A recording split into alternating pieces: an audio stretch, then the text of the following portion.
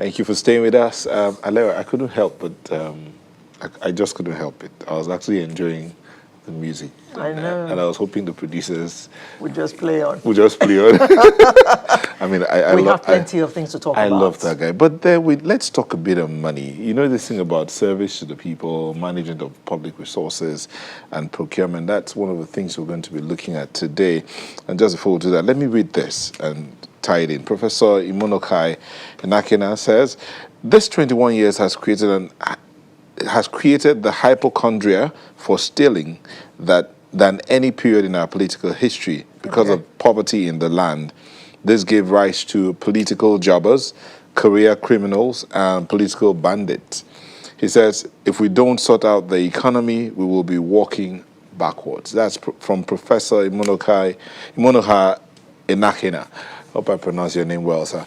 But what he has said, in a way, ties into our conversation next, where we're looking at this new directive or guidelines issued by the Bureau of Public Procurement and the Public and Private Development Center to ministries, departments, and agencies to guide the conduct of public procurement activities of public funds spent in the service of the nation. How is this exactly working and what is it supposed to be about? Regarding the COVID-19 Especially as regards the COVID-19 pandemic. But to help us understand this, we have joining us from our Abuja studio, Engineer Isaiah Yesufu, Head Agric and Water Resources, and Ifeoma Onyebuchi, Public Program Director, PPDC. Thank you both for joining us. Thank you. Thank you. Let me start with the lady. Ifeoma, can you just tell us a bit about this new guidelines that were issued to the MDAs? Thank you so much, and thanks for having me. And so the new guideline is a way to ensure that even in the midst of the pandemic and all the disruptions that the pandemic has caused, both economically and also socially, that procurement is going on, and that even in line with the Public Procurement Act 2007, that the ministries, departments, and agencies are maintaining the principles of accountability, transparency, and value for money. So the Bureau of Public Procurement, BPP, issued a guideline a few weeks ago to all procuring entities who are procuring essential goods and services during this COVID-19 to make sure that all the information, procurement information that cuts across all the 5 stages of procurement spectrum are publicly available, that they are proactively put out. And what that means is those data, those procurement information are put out there and published on the Nigerian Open Contracting Portal, which is a system, a system that publishes procurement information across the procurement value chain. And what that means is that you and I, we are just talking about democracy and why people should participate. And the key cross of democracy is inclusion and participation.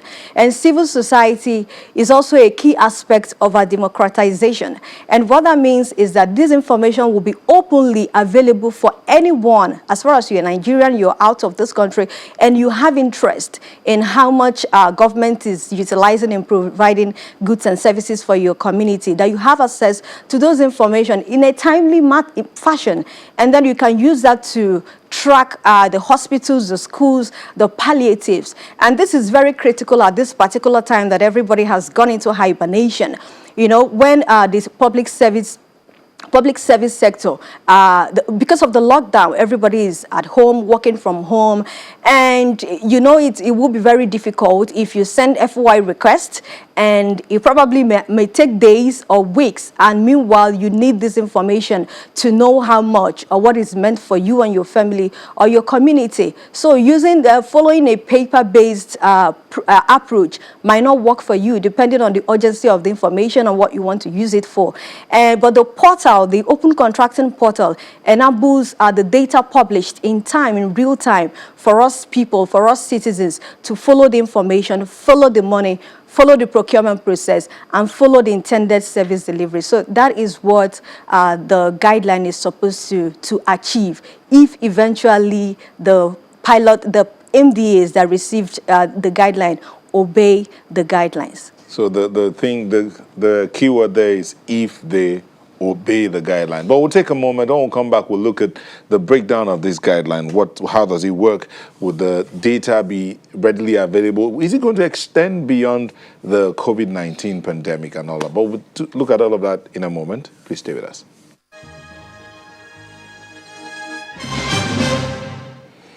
Thank you for staying with us. We're looking at the new public procurement guidelines released by the BPP and to the MDAs for them to publish their data, especially within this COVID-19 pandemic era, to publish their data on their websites and on the Nigeria Open Contracting Portal.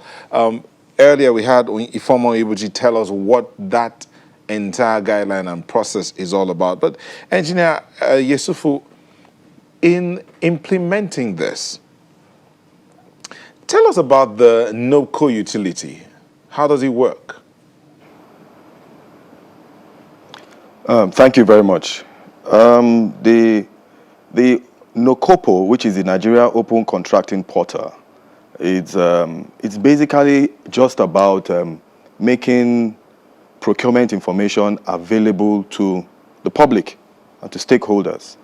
And it's to encourage participation by the citizens, civil societies, because if everyone has access to this information, they'll be able to track government projects and know whether they are being implemented, whether they're actually located where they're supposed to be, and all that. So the whole idea of this NOCOPO is just to make the whole process transparent, let people be aware of what the government is doing. And so that's basically what NOCOPO is all about. And it's the information it's used for is just for people to be aware. People can track what is going on and know how many projects are being implemented within their domain or their territory. And MDAs, that's ministries, departments, and agencies, are expected to upload all their procurement information on that portal. The portal has been in existence prior to COVID-19. It's not about COVID-19. It was there before COVID-19. But what the guideline is now is we are encouraging all MDAs to now put their COVID-19 procurements also into that portal so that everyone will be aware of how much government has expended in carrying out all these COVID-19 procurements. So it's not about COVID-19. Even after the COVID-19, the portal will still be in existence. As a matter of fact, it's interesting to note that when Nigeria developed this portal in 2018, it was put into a competition amongst 40 other countries, and our portal emerged as the most innovative globally. So it's something that we got an award for. It's a very robust system, and it's being used presently. Thank you. You are of the Agric and Water Resources Ministry. Is your ministry making use of this yet? Is your ministry doing as you have been told by the BPP? No, I'm a staff of the Bureau of Public Procurement, but I'm the head of Agric and Water Resources. So I handle the ministries in that sector. Okay, so I'm not a staff of the ministry. I'm a staff of the Bureau of Public Procurement. So you are the ones supervising all of this. How much compliance has there been since these guidelines went out?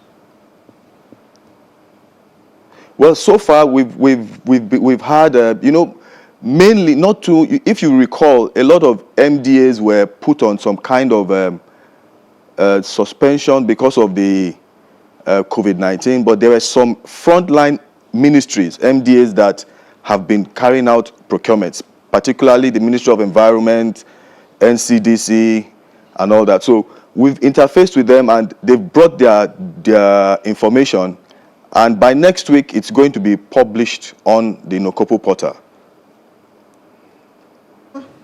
How can civil society organizations like yours help in this endeavor?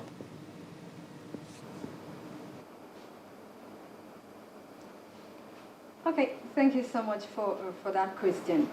And so, in line with supporting government in all initiatives, I think that the role of civil societies are very crucial in ensuring compliance, even though civil societies are not regulators and probably may not be able to enforce.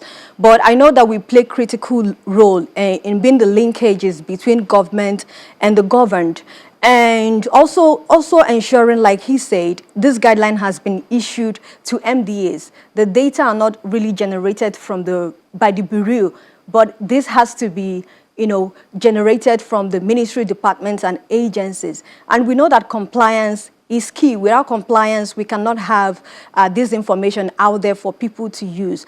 And civil societies, in line with their roles, can, find pressure points to make sure that the MDAs are put on their toes.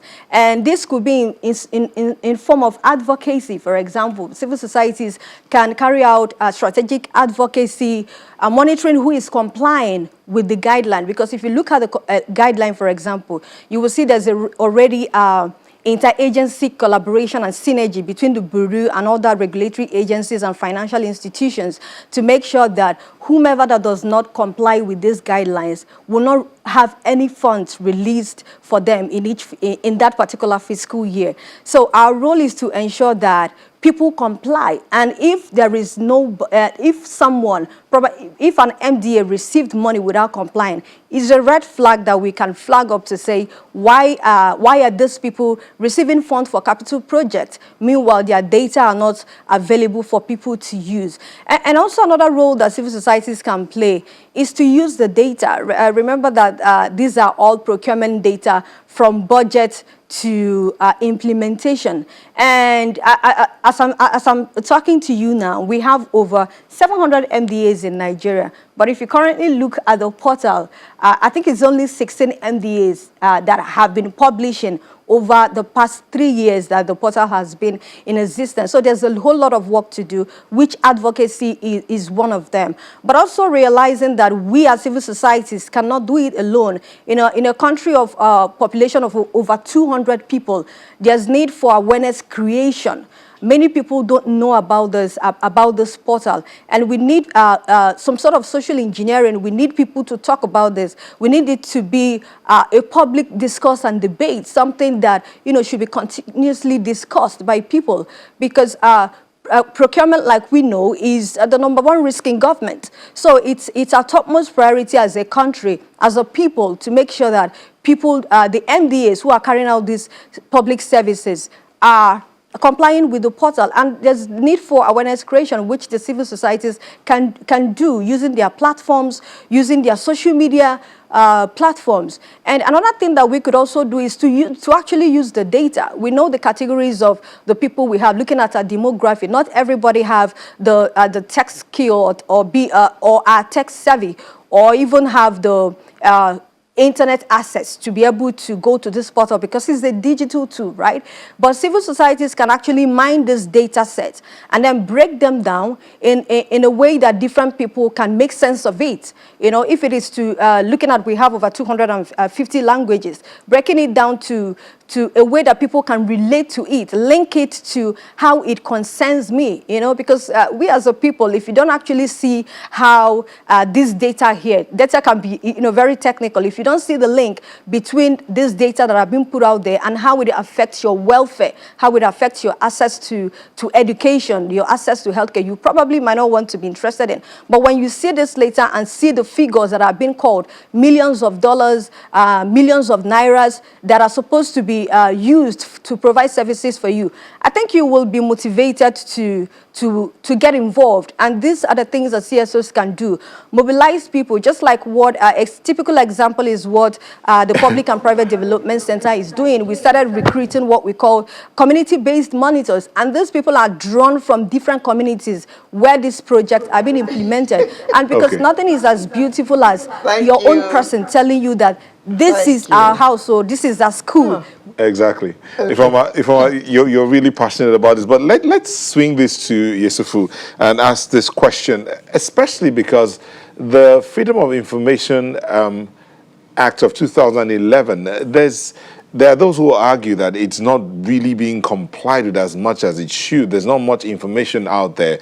I've just attempted to open the then Nokopo site on the BPP platform to see how much data there is. So, Yesufu, is there a plan to ensure that compliance is followed through? If you compare with the FOI of 2011 and how much people are complying with that law, is there a plan to ensure that this is followed through? And what's the consequence if it is not done? Absolutely, absolutely. You know, in how things work, when there is no enforcement, people tend to slide into old habits and old practices. What we intend to do, part of my colleague here mentioned earlier on, one of the strategies that the Bureau is doing is that we're working in collaboration with the Federal Ministry of Finance and particularly and the Office of the Accountant General Federation. And one of the things there, in the guidelines, one of the spots there is the fact that if MDAs don't comply with the guidelines, they may not be able to get funding, access money for their procurement. So and everybody needs to implement their procurement. So if they have that, if that challenge is in there, if that bottleneck is there, if that limitation is there, then it will also help them. It will compel them rather to proceed and comply with the guideline. That's one. Two, we're also aware that, you know, the Presidential Task Force is also monitoring the COVID-19 program nationwide.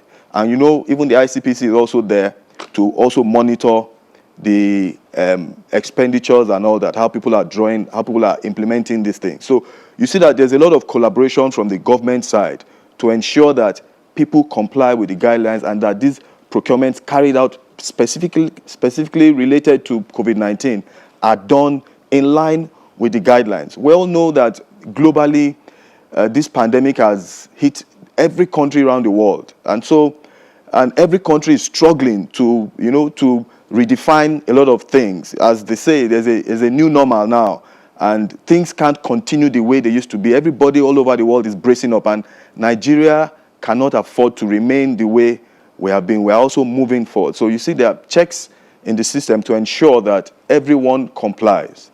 And the Bureau we also have a surveillance that we are going to roll out to be sure that people are following the guidelines. We have pre and post audits that we'll be conducting, along with surveillance that we do regularly to be sure that people comply with the guidelines. But more importantly, they won't have access to fund their projects if they don't follow these guidelines. You know that right now there's a lot of, because of the pandemic, government revenue has dwindled.